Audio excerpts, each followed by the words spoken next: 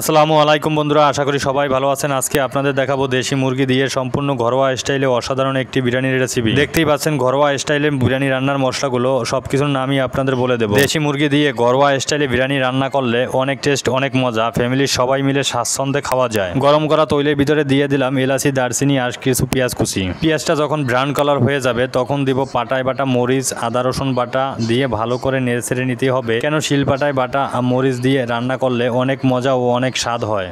যেহেতু আজকের বিরিয়ানিটা আমাদের ঘরোয়া সবাই মিলে খাবো, সেই সুবাদে বাহিরের বিভিন্ন মশলা যতটা কম দেওয়া যায় অতটাই ফ্যামিলি সবাই মিলে স্বাচ্ছন্দ্যে খাওয়া যাবে। যখন পেঁয়াজ মশলাটা কষানো হয়ে যাবে তখন দিয়ে দিলাম 1 কাপ পরিমাণে টক দই দিয়ে ভালো করে মশলাটা কষিয়ে নিতে হবে। তারপর দিয়ে দিলাম বিরিয়ানির মশলাটা দেওয়ার পর আমি আগে থেকেই দেশি মুরগিটা হালকা করে একটু ভেজে নিয়েছিলাম। সেই দেশি মুরগিটা দিয়ে ভালো করে মশলাটা কষিয়ে নিতে হবে। খেয়াল রাখতে হবে যত ভালোভাবে মশলাটা মাংসের সাথে কষাবে ততটাই বিরিয়ানির সেন্ট এবং ফ্লেভার ভালো আসবে।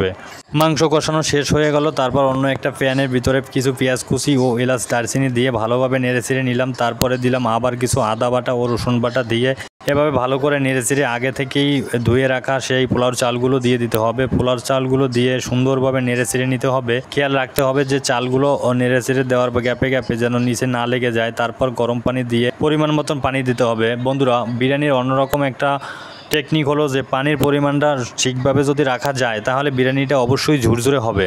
এরপর আমি দিয়ে দেবো কষানো সেই দেশি মাংসগুলো। বন্ধুরা, দেশি মুরগির মাংসের বিরিয়ানির অন্যরকম একটি টেস্ট, অন্যরকম একটি স্বাদ। আমার ফ্যামিলির সকলে মিলে বিরিয়ানিটা খাবো, সেই সুবাদে বিভিন্ন ধরনের মশলার উপকরণ খুব কম দিয়ে ঘরোয়া স্টাইলে বিরিয়ানিটা রান্না করলাম। ঢাকনা তুলতেই সে কি ফ্লেভার, মনে হচ্ছে এখনই খেয়ে ফেলি। দেশি মুরগির বিরিয়ানি বলতে কথা। চাইলে আপনারাও এভাবে অল্প মশলা দিয়ে ঘরোয়া স্টাইলে দেশি মুরগির বিরিয়ানি রান্না করতে পারেন।